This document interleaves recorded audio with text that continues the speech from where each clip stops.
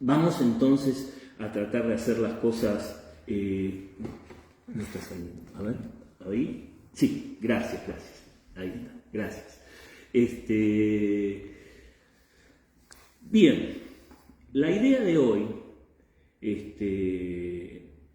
asumiendo el tema de que habíamos empezado a hablar sobre los falsos conflictos entre ciencia y fe, era concretamente, ya no desde la ciencia, ya no teóricamente, intentar hacer una lectura del primer capítulo de la Biblia, una lectura concreta, juntos, y ver si de alguna manera esa lectura entra en conflicto con nuestra visión del mundo, con nuestra visión científica del mundo. ¿Querés apoyarlo acá? Mientras tanto, va. Claro. Yo creo que está bien, podemos apoyarlo ahí. Mira, tenés dos. Ustedes sabrán disculpar, ¿no? Vamos a tratar de que esto, como les digo, tratar de resolver todos los fantasmas técnicos. Ahí se me ve bien. Gracias, Alan. Lo más simple es a veces lo mejor. Sí, totalmente, Alan, muchas gracias. Bueno, entonces, decía, gracias por la paciencia, gracias a Alan por improvisar en medio de... No, es acá si querés, No importa, lo fundamental es que esté bien esto. Ahí se dio vuelta la... Ahí se ve muy bien. Sí, gracias. Bien, les agradezco a ambos este momento y como digo, les pido disculpas por estas desprolijidades que en el fondo no son problema de Alan, sino algo que no está funcionando bien en la compu y bueno, ya nos reuniremos para ver todos, a ver que no vuelva a pasar esto. Se ve que hay cosas que no terminan de sernos favorables, pero bueno, vamos al tema que nos ocupa. Ya saludamos entonces a la gente que se va conectando. Deben ser los evolucionistas, dice Fer, sí. A la hora de poner teorías conspirativas podemos... Sí, en el andar se acomodan las cargas. Sí, yo conozco el dicho, pongan el carro en movimiento que los melones se acomodan solos. Bien, lo que queremos entonces ahora es hacer una lectura dialogada. Ya recibí 2 comentarios, gente que hizo el deber, hizo los deberes, no es para reprender a nadie, pero ¿saben qué? Me interesa mucho esto de que puedan participar. Fue una excelente idea que tuvo un amigo, que puedan compartir entre semanas. Yo voy a adelantar el tema y ustedes en la semana van pensando el tema y colaboran en este mismo grupo de distribución con preguntas, con comentarios, de manera que, aunque tengamos, por ejemplo, este tipo de problemas, o incluso teniendo el chat en vivo, ustedes ya tienen pensado de alguna manera el tema y colaboran. Para mí, yo no puedo enfatizar lo suficiente lo importante que es para mí que ustedes también participen. Por eso, por ejemplo, ahora era el plan Z el que grabáramos esto y que después apareciera al aire. Hubiese sido mucho más fácil. Pobre Alan, yo le pedí por favor que tratáramos de transmitir en vivo porque cuento con ustedes, con el chat de ustedes, que para mí es muy valioso, porque los panelistas, que entre paréntesis con todo esto no los he presentado, Alan, que está acá presente, y David, que también están los dos acá presentes. Agarré, apunté al revés.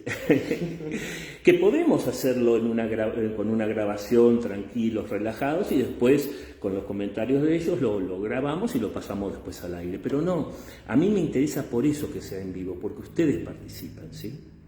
Bien. Habíamos dicho la vez pasada que había como una lectura, ¿se acuerdan? Habíamos hablado del cientificismo, habíamos hablado de las lecturas fundamentalistas, y yo quisiera ahora ejemplificar con un caso muy concreto, Biblia en mano, de lo que se trata esta lectura eclesial, como la Iglesia, que les dije, como les había dicho, hay que hacer una lectura eclesial de la Biblia, porque si no le hacemos decir a la Biblia cualquier cosa, y cómo esta lectura del Génesis 1 nos puede despertar interrogantes. Ya vamos a ver algunos de esos interrogantes que ya se acercaron a algunos de ustedes y los que después ustedes mismos quieran comentar, de cara a tratar de ver cómo el relato del Génesis no entra en conflicto con esos tipos de interrogantes que nosotros podemos tener respecto de la Biblia.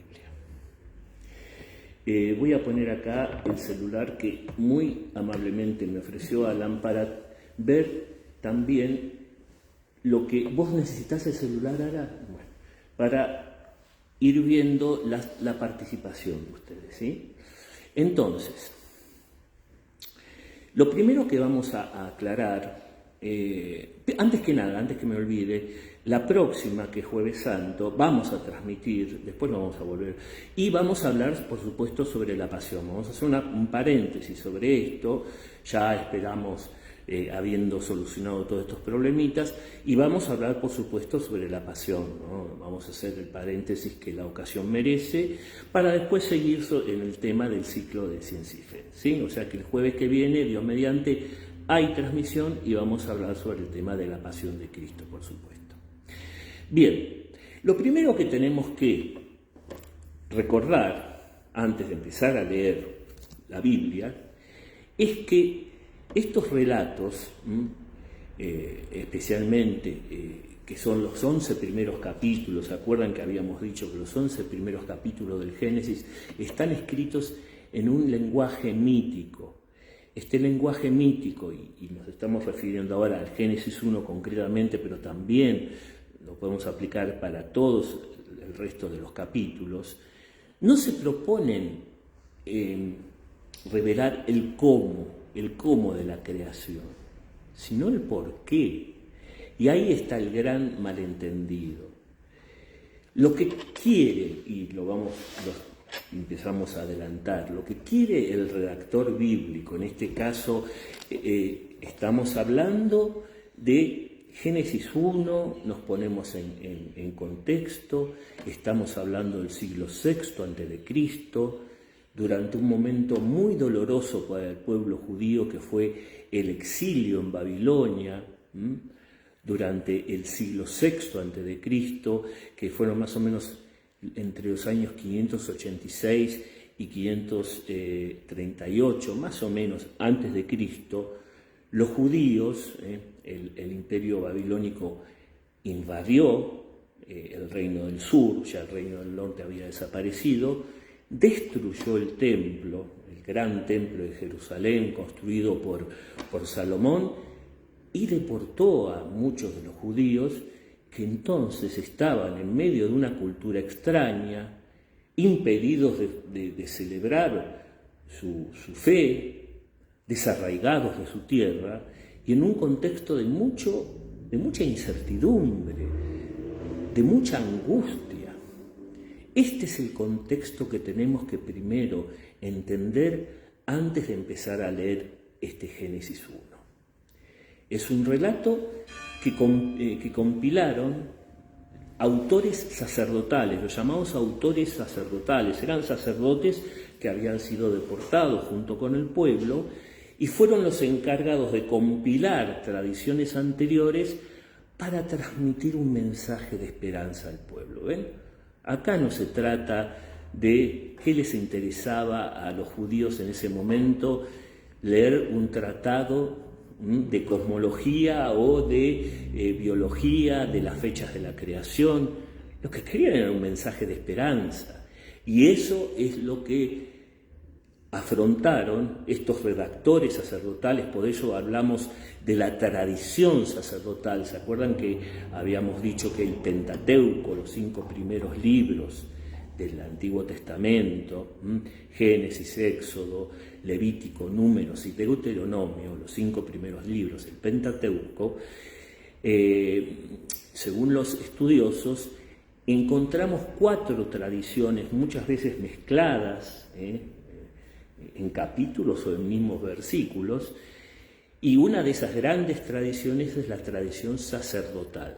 De esto estamos hablando, de la tradición sacerdotal, de la tradición que los sacerdotes durante esta época compilaron, tradiciones anteriores, es la más moderna de las tradiciones, para enviar, para acercar un mensaje de esperanza al pueblo judío que estaba en el exilio, angustiado, sin patria y sin templo. Muy concretamente, este era el contexto.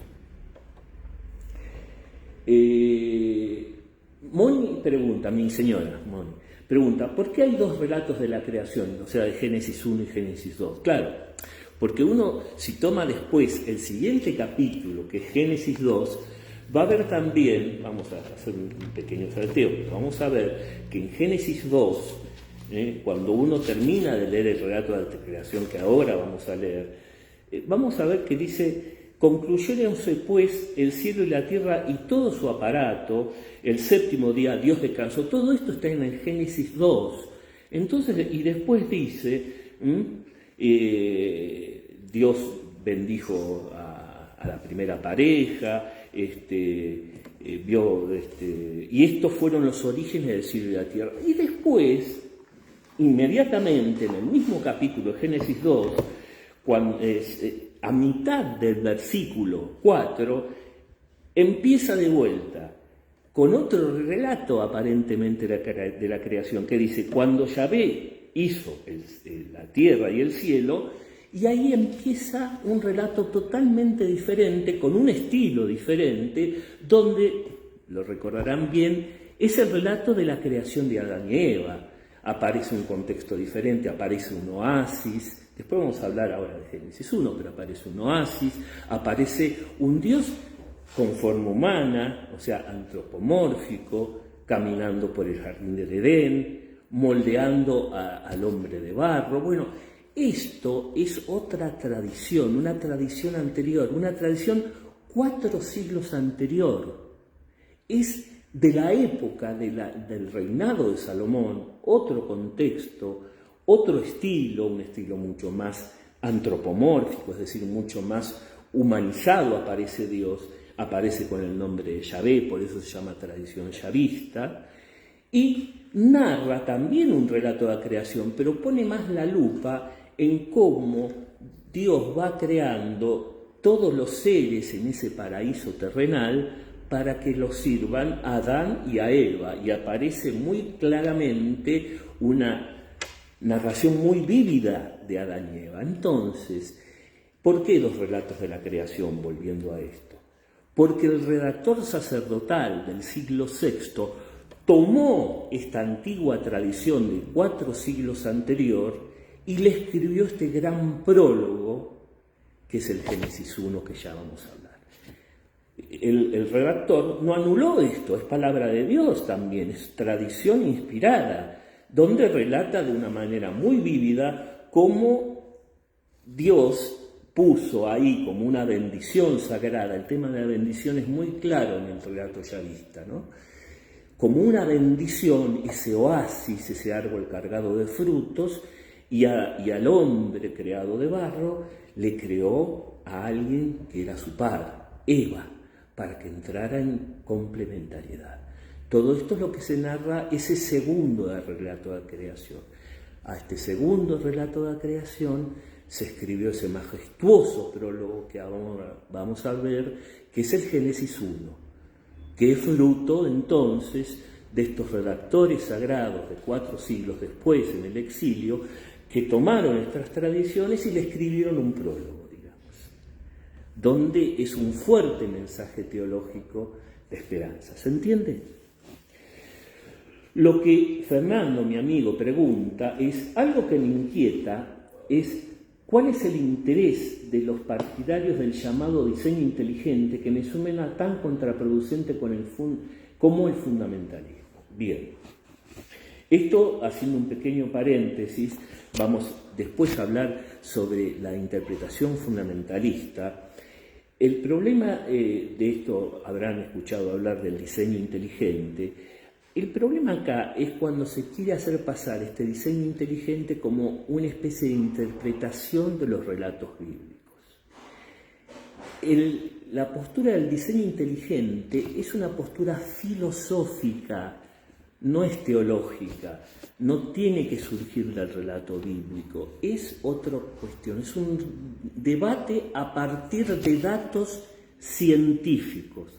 A partir de datos científicos se especula, así como algunos especulan que el universo no tiene sentido, por ejemplo, el premio Nobel de Biología Jacques Monod, un autor muy importante que fue premio Nobel, a partir de los datos de la ciencia decía, esto no tiene el menor sentido, somos como náufragos, somos como huérfanos, perdidos. Esto es obviamente una interpretación filosófica de la lectura de lo que significa el fenómeno de la creación. Ya vamos a ver más adelante lo que es la creación.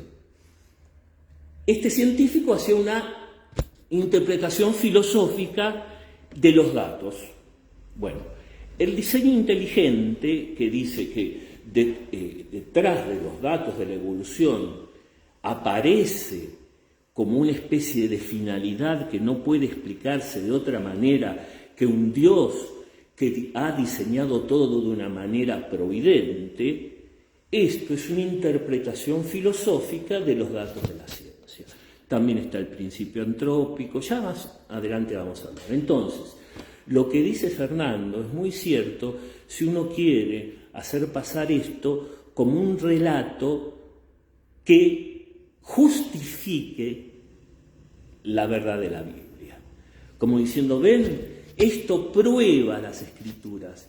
Ni el fundamentalismo prueba las Escrituras, ni el diseño inteligente prueba las Escrituras. Las Escrituras están en otro registro. No sé si ustedes quieren compartir algo respecto de estos primeros aclaraciones. Es más sofística que filosofía. ¿Cómo? Es más un sofisma que filosofía. ¿Qué cosa?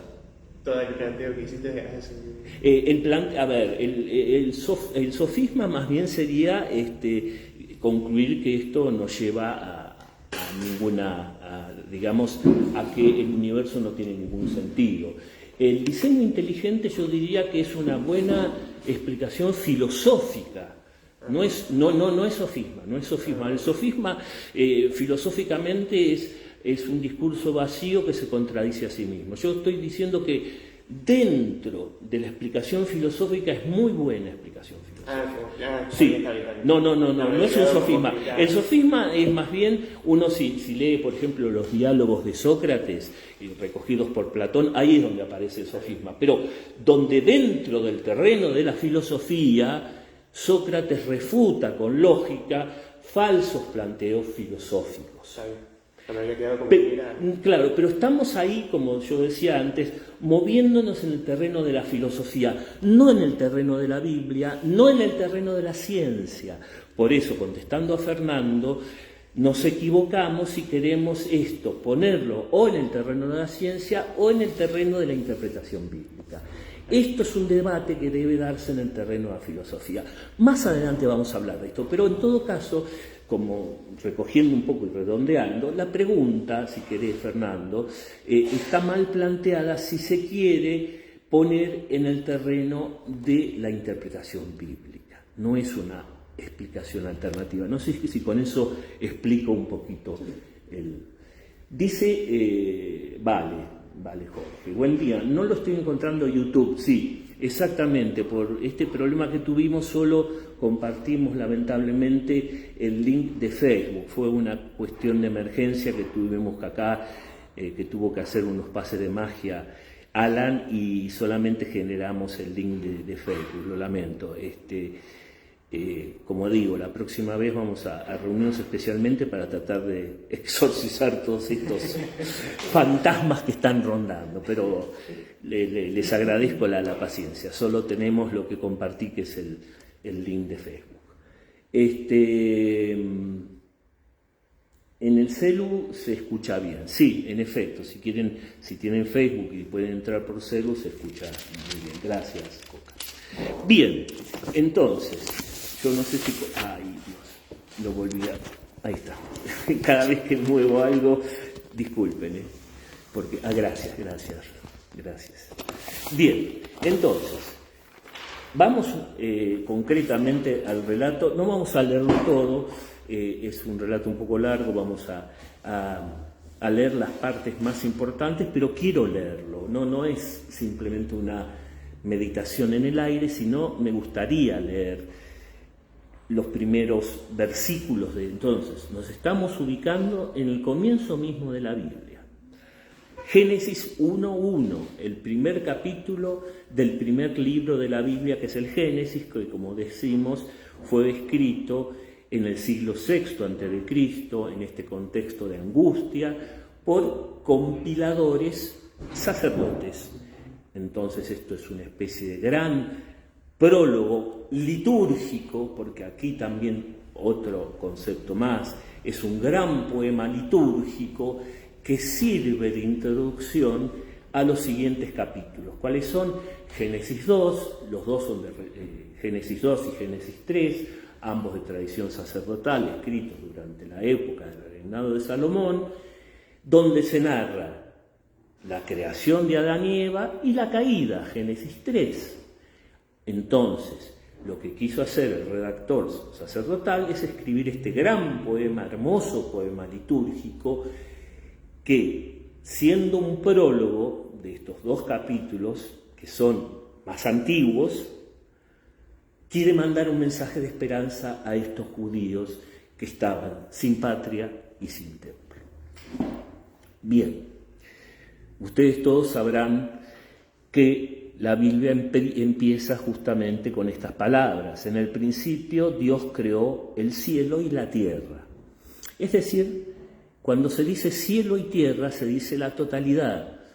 Cuando un judío que tenía la mentalidad concreta, no eran filósofos, recién hablamos de filosofía, hay que sacar los debates filosóficos cuando estamos hablando de entender el texto bíblico. Más adelante los padres de la Iglesia enriquecieron esta meditación con la teología y la filosofía griega que asumieron. Pero en este momento lo que estamos viendo es esa visión muy concreta, muy inmediata y cotidiana que tenía el judío.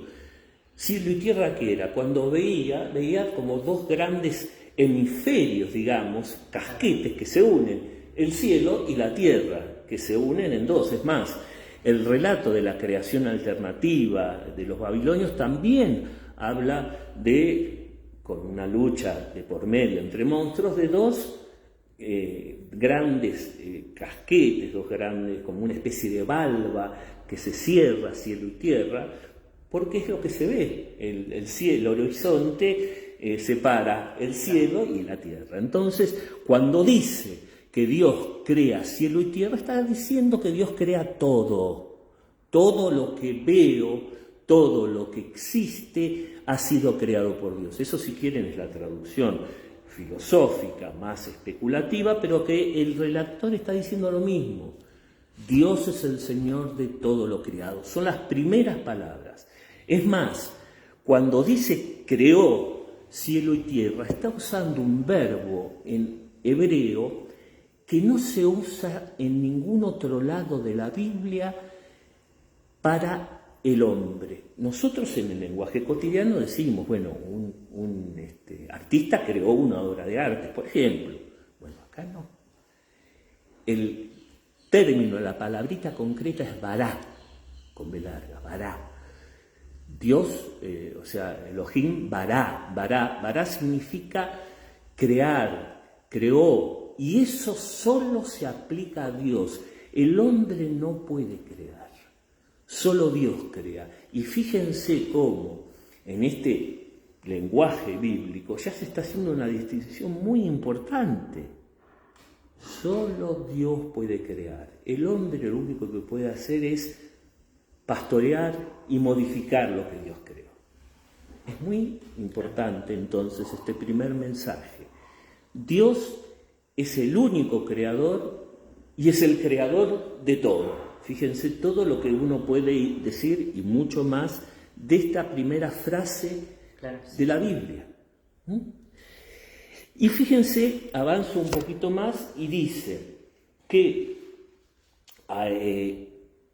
la tierra era caos y confusión, una oscuridad que cubría el abismo y un viento de Dios que aleteaba por encima de las aguas. Ya voy a hablar del viento de Dios, que es una de las preguntas que Marta de México, no sé si ya se conectó, ha mandado, hizo los deberes. Pero vayamos a lo primero, que dice que este mar infinito, tenebroso, aparece como un escenario, ¿no? Un escenario sobre el cual Dios, el Espíritu de Dios, aletea. Pero primero nos llama la atención ese escenario tétrico. ¿Es tétrico cómo? La creación, antes de la creación había algo tétrico que no dependía de Dios, entonces Dios no creó eso o lo creó, ¿y cómo es eso? ¿Ven? Primeras preguntas. Bueno, eso es no meterse en lo que significa el lenguaje mítico y cómo, decía yo antes, el autor sacerdotal evangeliza de alguna manera la cultura. ¿Por qué? Porque justamente ese escenario tétrico, ese escenario de mar infinito, tenebroso, el caos que significa para una mentalidad no especulativa, la nada, la ausencia de orden, la ausencia de ser, la oscuridad, todo eso es una manera de decir la nada. No tenían el concepto filosófico especulativo de la nada,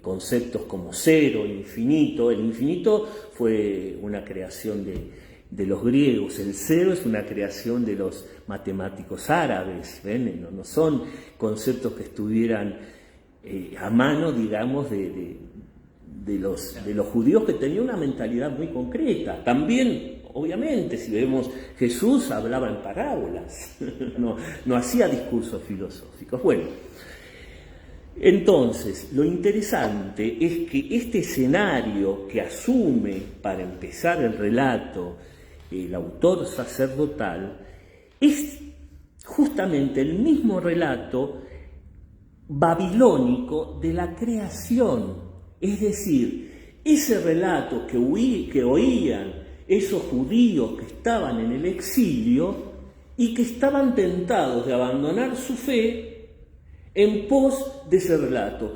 El relato llamado Enuma Elish, un relato babilónico que se conserva, donde se narra que la creación es una lucha de monstruos marinos. Son semidioses, no hay un único Dios, sino que en ese mar tenebroso, en ese mar infinito y oscuro, luchan estos semidioses, en este relato del Enuma Elish, y eso es lo que va formando la creación. Concretamente, el hombre es creado con la sangre de dioses vencidos. Fíjense que tiene como una maldición original. No se trata de que el hombre, como después vamos a ver en el Génesis 3, eligió pecar. No, tiene una maldición original. Acá, ya en el Génesis 1, vamos a ver que Dios todo lo que crea lo ve bueno.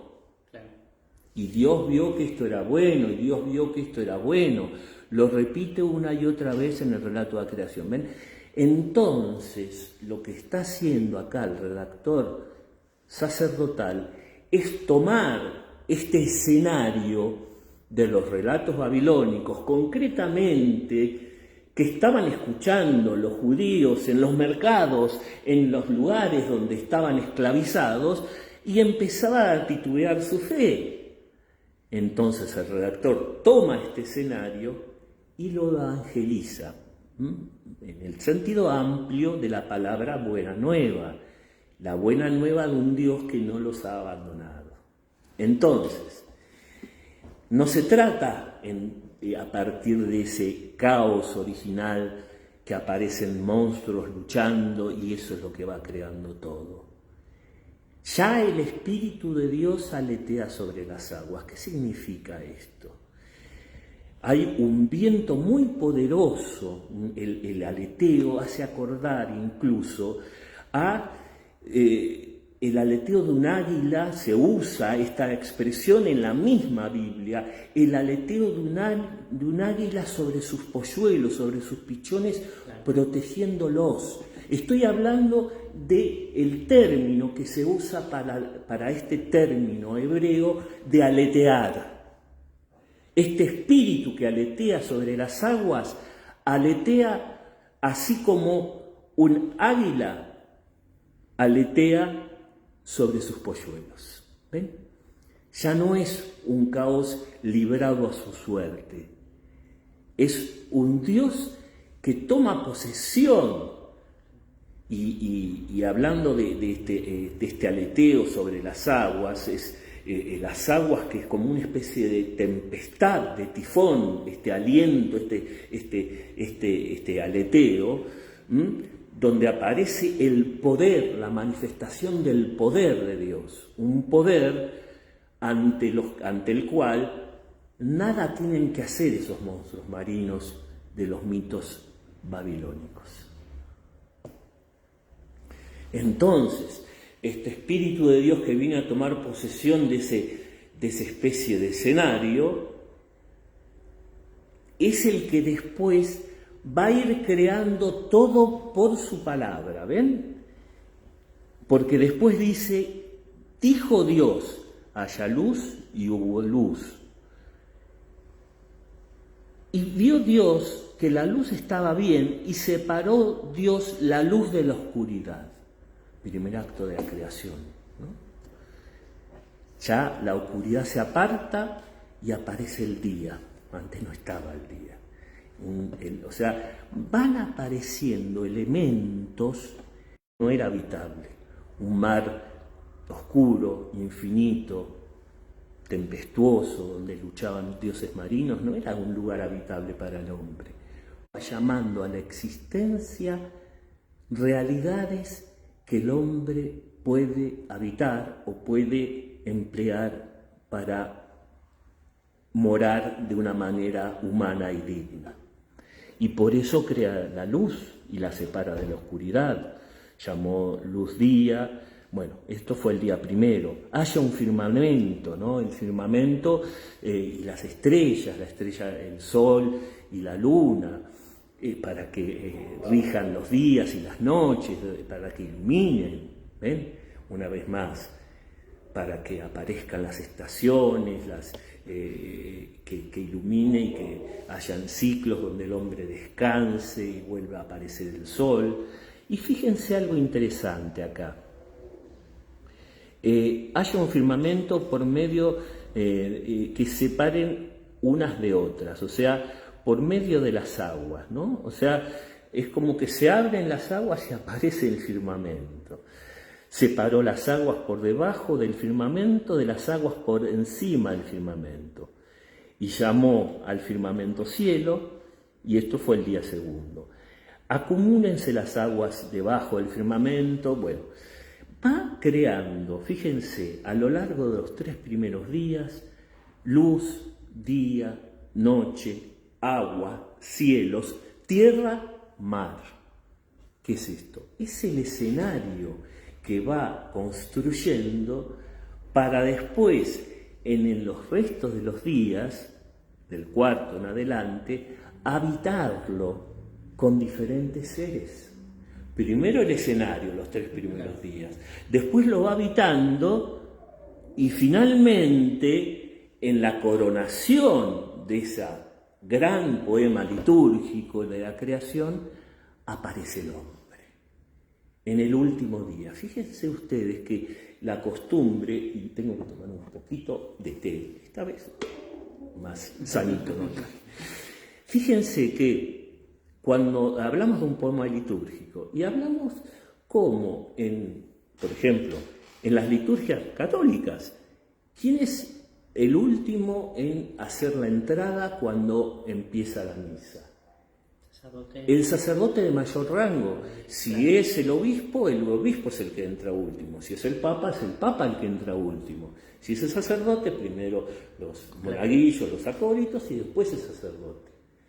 Sí. Al ser un poema litúrgico, esta es una costumbre que se asumió, el último en entrar en escena es el de mayor rango, ergo el hombre. Y no solamente eso, mostró cómo el hombre, al crearlo, Dios vio que era muy bueno. Ya no dice bueno como el resto de la creación, porque después, para abreviar un poco, ¿no?, aparece la luz menor, la luz mayor y el lucero menor, el lucero mayor. Fíjense, tampoco es interesante esto. No menciona sol y luna. Dice el lucero mayor y el lucero menor. ¿No tenían los judíos palabras para el sol y luna? Claro que las tenían. Pero el sol y la luna eran dioses en varias mitologías, como por ejemplo la egipcia. Y ante Dios no tienen ni nombre ni consistencia, porque aquí está lo siguiente. El nombrar para la mentalidad judía tiene un gran poder. El que Dios nombre a las cosas y las cosas se creen, no es simplemente una especie de clasificar. La palabra era poderosa. Por eso la bendición y la maldición son tan importantes. Porque la bendición no es simplemente una expresión de deseo. Es querer invocar a Dios para que venga aquello que yo estoy pronunciando. Es una palabra efectiva que causa lo que nombro. Por eso Dios crea por la palabra. Y por eso en el Génesis 2, relato más antiguo pero que conserva esto, Dios llama a Adán a ponerle nombre a los animales. ¿Qué quiere decir? ¿Es un pasatiempo porque estaba aburrido? No. Dios le dice a Adán, ponle nombre a los animales porque yo te voy a dar los animales a tu cargo. Al ponerle nombre vas a tomar control de los animales. Y por eso después pastoreo la creación. ¿Ven? Entonces, el hecho de crear por la palabra, así la maldición no es simplemente un insulto, también es convocar la desgracia de aquello que yo estoy nombrando. Acuérdense de los profetas que anuncian maldiciones de mano del mismo Dios. No es simplemente un insulto, ojalá que no. La palabra es efectiva, Por eso, que Dios cree todo por la palabra, significa que Dios domina aquella que crea. Una vez más, se está reforzando la idea de que Dios es el Señor de todo. Bueno, mientras hablaba Claudio, no dejaba de pensar en los relatos ya yendo casi al final de la Biblia, que son los evangelios. Es decir, cuando Jesucristo está siendo crucificado, siempre le decían, si tú eres el Hijo de Dios, di que te bajen de la cruz. Claro. Y cuando tienes las tentaciones de Satanás, le dicen, si tú eres el Hijo de Dios, manda que estas piedras se conviertan en pan. Claro, nombrando, o sea, diciéndolo, sí. Claro, exactamente. Fíjense cómo eso tiene que ver con el poder de la palabra, ¿no? Bueno, si hablamos de Jesucristo, la palabra es Dios y la palabra se encarnó. No usa cualquier cosa, no es el concepto de Dios, no, la palabra de Dios, que ya es efectiva en el Génesis, en Juan 1 dice que esa misma palabra creadora se encarnó. Así que fíjense lo importante que es el concepto de la palabra. Vamos cerrando, vamos a otorgarnos unos minutos más, sí. Pero bueno, interesante pregunta. Bueno, Belén pide perdón, se tiene que retirar, por favor. Y pregunta Marta, México, Marta Zavala, ¿la oscuridad significa el mal o solamente es el día y la noche? No, a ver. El mal como tal es un concepto abstracto, ¿no es cierto? Es un concepto especulativo. Los judíos podían decir realidades malas. El mal como tal, nosotros ya sabemos que es un concepto filosófico, que es ausencia de bien, que lo sabemos a través de todo lo que es la evolución del pensamiento de los padres de la Iglesia a través de la revelación. En ese momento ellos no pensaban en el mal abstracto, sino en las cosas malas. ¿Qué era una cosa mala? Y la oscuridad total, sin posibilidad de luz, es algo malo. En un mar infinito infestado, así se dice, infestado de seres monstruosos, era algo malo, algo inhóspito para el hombre. Eran realidades malas y como tal, sí, Marta, es el mal, como lo que nosotros entendemos el mal. Eran realidades malas que escuchaban del relato babilónico de la creación, pero que el Espíritu de Dios que aletea sobre las aguas, ante ellas ni asoman la cabeza. No solamente no asoman la cabeza, sino que después separa la oscuridad de la luz y empieza a haber luz, gracias a Dios. Y eso es la realidad buena. Aleja las tinieblas, crea el ciclo de la noche y el día, pero hay un día, después hay un sol, y son todas realidades buenas que va alumbrando Dios, y Dios lo dice, y Dios vio que esto era bueno. ¿A partir de qué? De realidades malas, como la oscuridad, como un mar. Fíjense que el mar, incluso en la mentalidad judía, es un sinónimo de algo malo. Había ahí monstruos marinos como el Leviatán, bueno, la ballena que se tragó a Jonás. Y hay algo interesante, fíjense que en el Apocalipsis dice que cuando baje la Jerusalén celestial, finalmente, ya no va a existir el mar, no el mal, sino el mar. Dice, ¿cómo ya no va a existir el mar? ¿Qué quiere decir esto? Quiere decir esto mismo.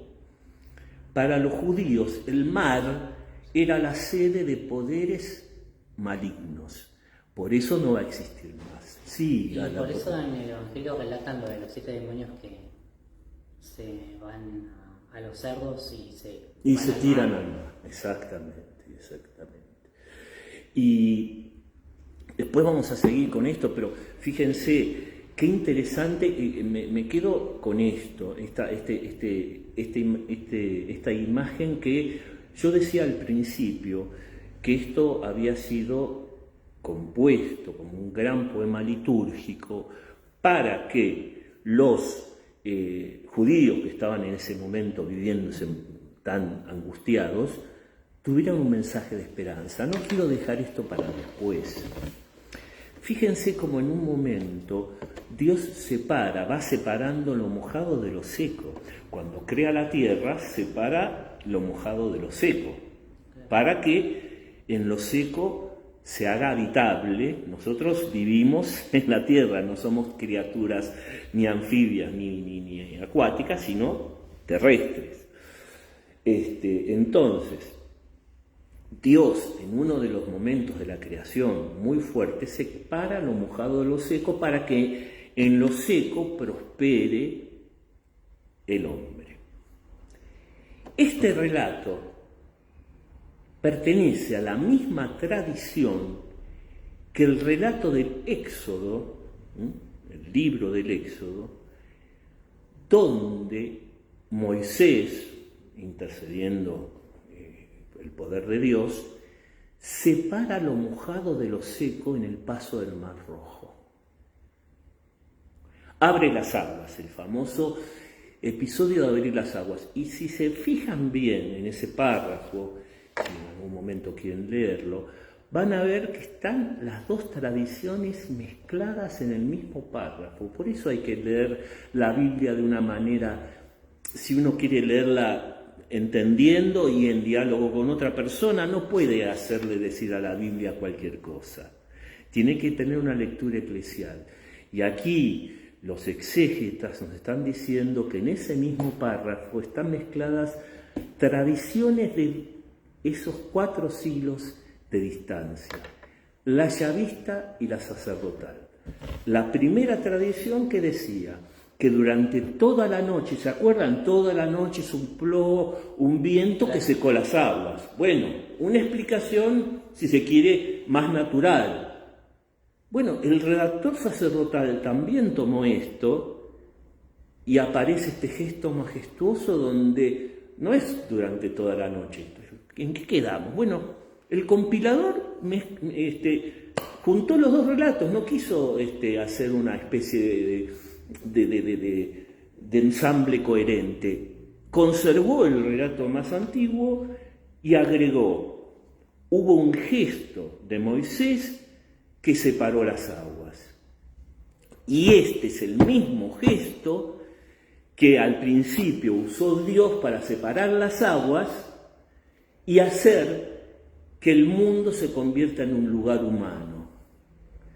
Así, moraleja, así como ese momento fundacional para el pueblo de Israel, que fue el Éxodo, que tendrían que estar recordando en ese momento los judíos en el exilio, que es central en su fe, Éxodo y alianza posterior, donde Dios obró ese milagro de separar las aguas, ya eso viene haciéndolo, ese gesto liberador viene haciéndolo desde el principio. Desde el principio no es algo que hizo y se olvidó con Moisés, le mandó ese poder y después chau, arreglate. Dios, al actuar, ya desde el comienzo actúa de esa manera, separando lo mojado de lo seco. Por eso este poema es un poema que sirve, que a lo mejor nosotros, sin esta explicación, no lo sabemos, pero el israelita lo tenía muy a flor de piel. Muy a flor de piel lo que significaba el relato del Éxodo. Estaba en la memoria viva del pueblo, eran los hechos fundacionales. Entonces, que este redactor asocie ese primer momento liberador con que desde el principio Dios viene haciendo esto, no es poca cosa. ¿Qué es en el fondo? El mensaje, y con esto termino y le cedo la palabra a ustedes también. Desde el principio, Dios es el Señor de la historia y del mundo. No hay ningún poder que se pueda oponer a Dios. No hay monstruos que puedan competir en el relato, en el gesto de la creación, mejor dicho. Dios es soberano. Soberano, Señor de la historia, que crea todo por su palabra y desde el comienzo está actuando a favor de su pueblo. Y que no se olviden de que Dios es el Señor de la historia y del mundo.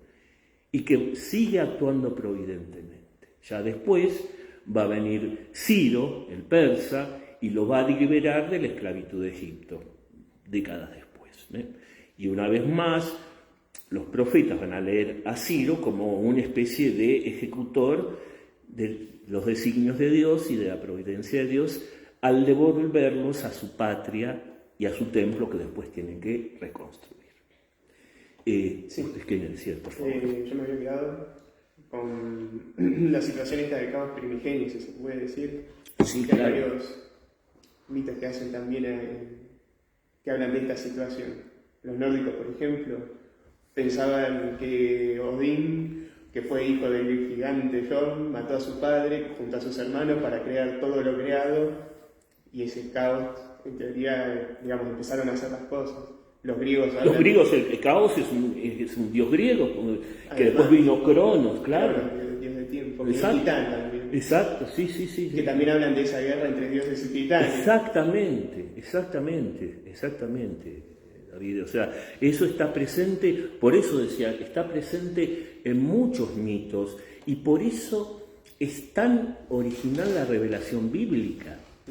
Porque por primera vez en estos relatos de la creación no se está hablando de una creación como una lucha entre fuerzas antagónicas.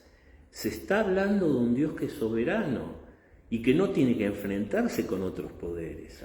Eso en todo caso después va a surgir el dualismo más adelante, el mazdeísmo, que se conoce también como la religión de Zaratustra, ¿no? O el maniqueísmo posteriormente, ¿no? Es decir, religiones dualistas que, ajenas a la mentalidad bíblica, de vuelta ponen a Dios y al demonio luchando como si fueran dos poderes antagónicos. Esto, después que se conoce como maniqueísmo, que fue conocido en los primeros siglos de nuestra era por alguien llamado Manes, un obispo que quiso introducir este dualismo, no tiene nada que ver con el mensaje bíblico, donde claramente Dios es el Señor de todo y no tiene que competir con ningún poder, sea creado o increado. Dios es el Señor, o sea, fuera de la creación no existe nada sino Dios, y Dios es el Señor de la creación. ¿Vos querés agregar algo? No, y cuán importante es también para nosotros, es decir, en momentos de dificultades y demás, decir, estoy con el Dios Todopoderoso. Claro. Es decir, y yo creo que en el mundo también hay un montón de cristianos que tal vez tienen estos errores, ¿no? De pensar que el diablo y Dios son antagónicos y que están en una lucha y que el diablo tiene el mismo poder de Dios. Y digo, cuán importante es esto. Claro. Decirlo, hablarlo y aclararlo. Imaginar que el diablo tiene el mismo poder que Dios, una aberración total. El diablo es criatura y si Dios no quisiera, no lo mantendría en el ser. Sí. Dios, el diablo existe porque Dios quiere mantenerlo en el ser. Es tan así, ¿no? Ariadna dice, creó de la nada, no de alguna materia preexistente como en las que se lee en algunas cosmogonías paganas. Sí, eso está citando incluso una parte de un concilio que está definiendo lo que significa la creación. El verbo hebreo bara se usa específicamente para señalar la creación divina, la creación ex nihilo. Bueno, sí, esto son todos conceptos. La creación de la nada son conceptos que después van a definir los primeros concilios para decir esto mismo, pero en clave más filosófico-teológica, que es Dios no se sirve de nada externo para crear. Crea de la nada quiere decir que crea sin recurrir a ningún poder fuera de él. Eso es lo que quiere decir. Gracias, Ariadna.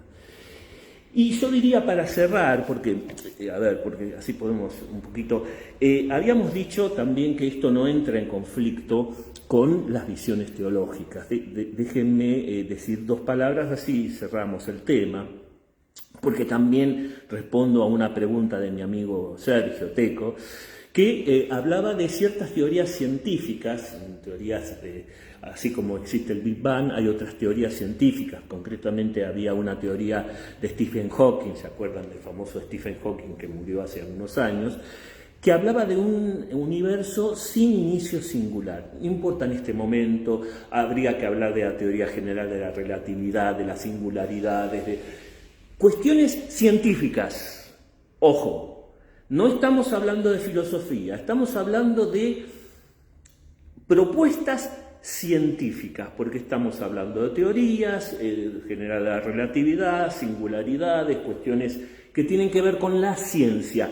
Claramente lo puntualizo porque no estamos hablando acá de filosofía. Cosas que a veces lamentablemente no hacen los divulgadores, son teorías científicas. Ahora bien, lo que nos cuestionaba, lo que me preguntaba Sergio y les transmito a ustedes, ¿qué pasa con estas teorías que dicen que no hubo un inicio del universo?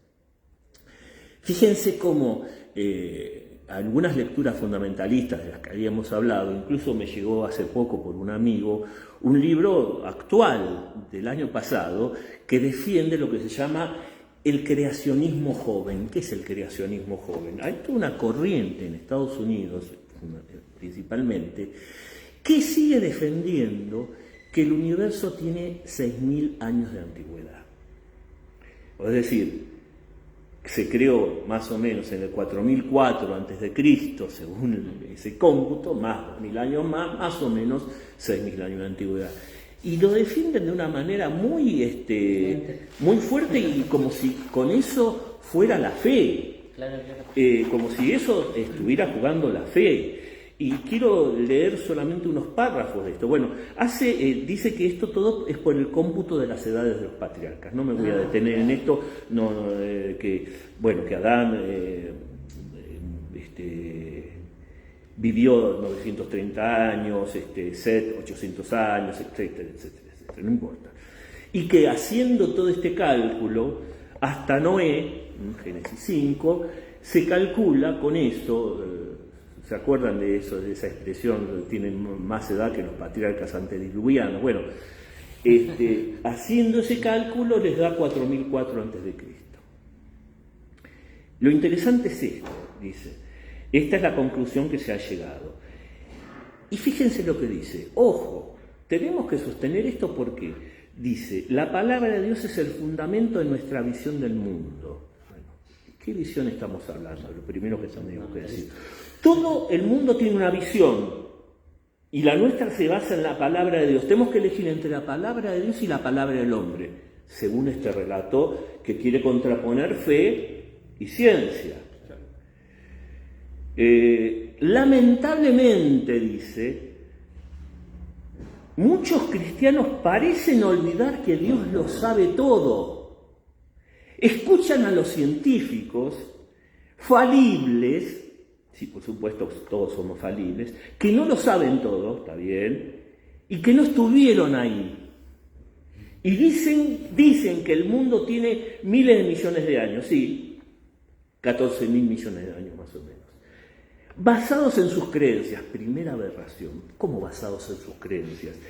Y en sus métodos de datación falibles, es decir, el método de datación que usa la Biblia es infalible porque es palabra de Dios. Sumar las edades de los patriarcas es un método científico infalible porque es palabra de Dios.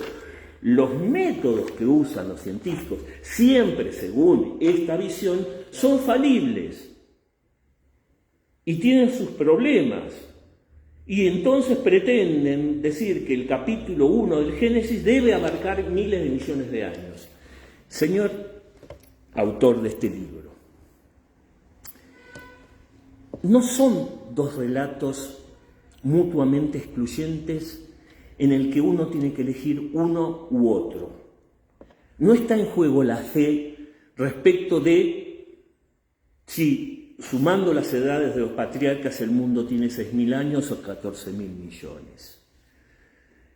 Primer elemento que los fundamentalistas no tienen en cuenta, y voy a ser muy brusco. ¿No les interesaba un comino a los judíos en el exilio, angustiados, fuera de su patria y su templo, saber cuándo comenzó el mundo?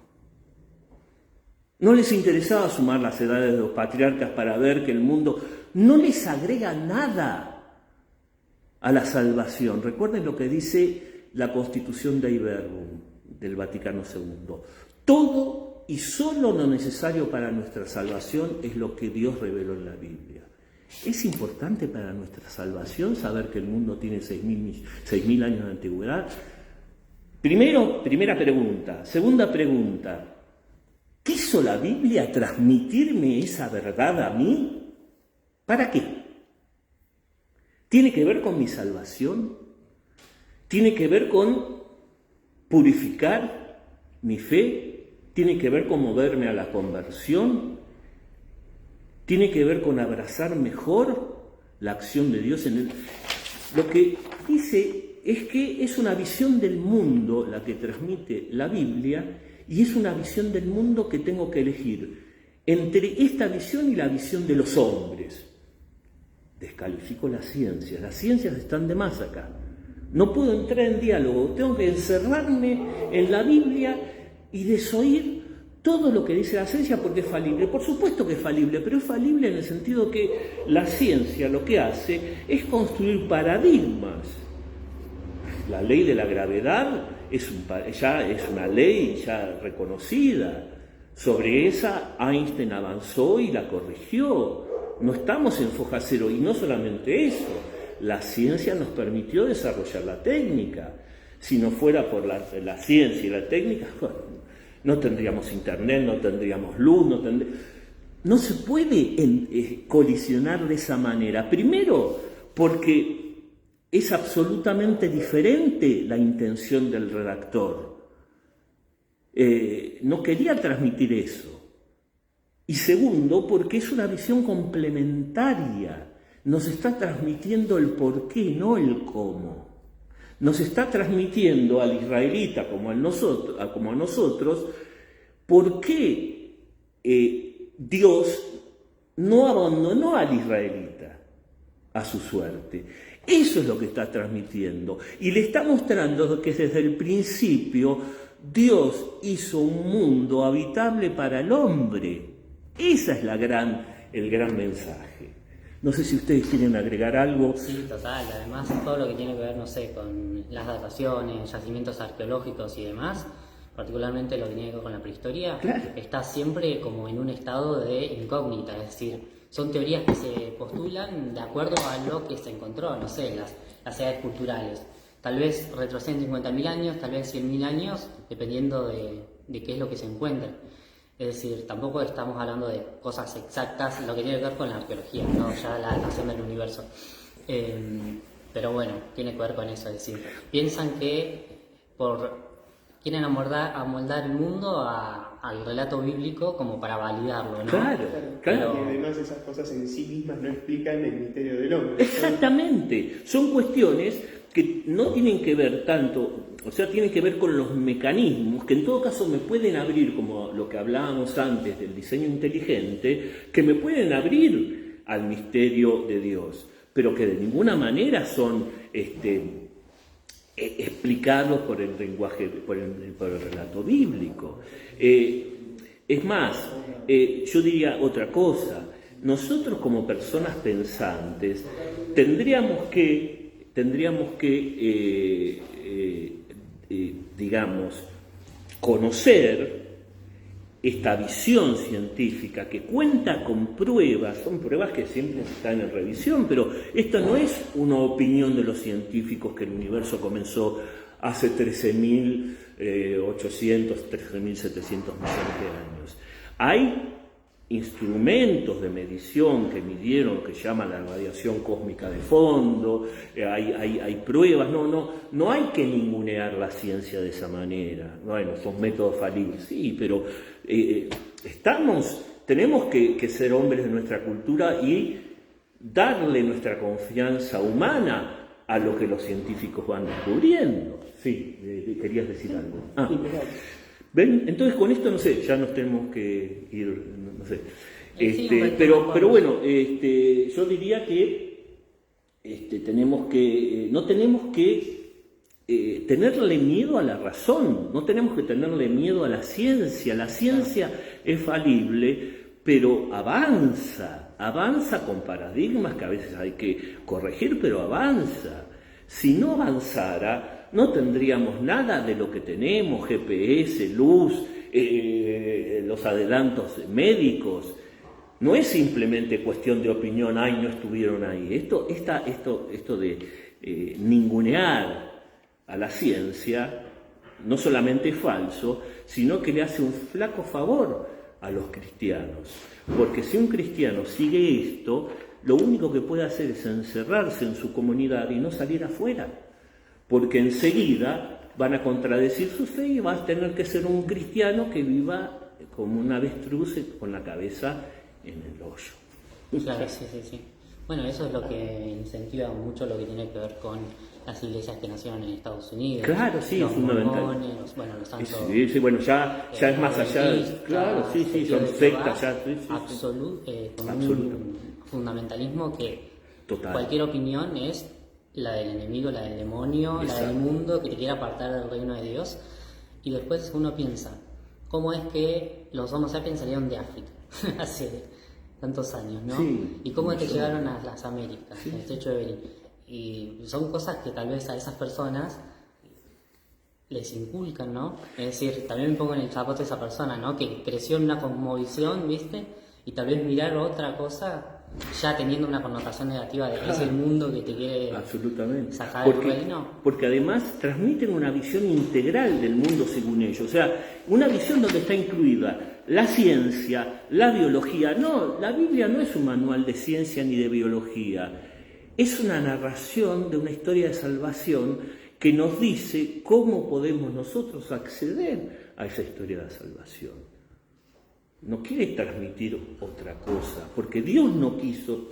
Además, con eso estamos haciéndole decir a la Biblia, entendiendo esto, cosas mucho más profundas de lo que le haríamos decir si solo nos quedáramos con un relato exclusivamente científico. Nos perderíamos lo profundo que la Biblia nos quiere decir. Así como, y con esto sí cierro, cuando hablábamos del amor, los científicos nos pueden agarrar y nos pueden traer electroencefalogramas, nos pueden traer análisis de sangre donde aparece la dopamina de los diferentes elementos que se disparan.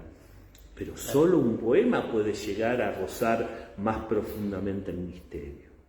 Sí. Bueno, para el autor de lo que leíste, en base a lo que decía de no tener miedo a la razón, el alma es racional, nuestra alma es racional y viene de Dios. Exacto.